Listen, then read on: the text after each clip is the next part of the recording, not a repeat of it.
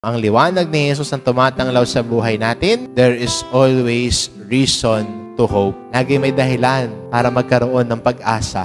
Lagi may dahilan para umasa dahil sa Diyos at si Jesus ang ating pag-asa.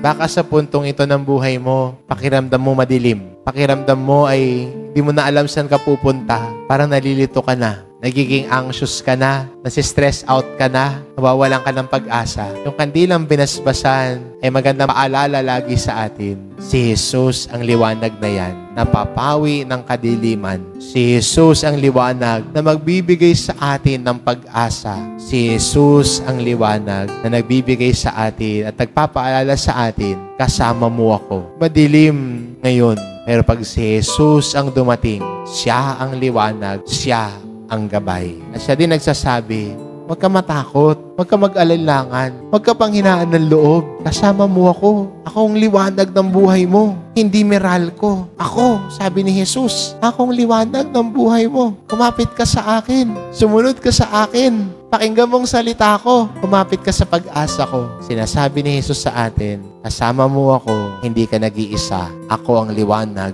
ng buhay mo.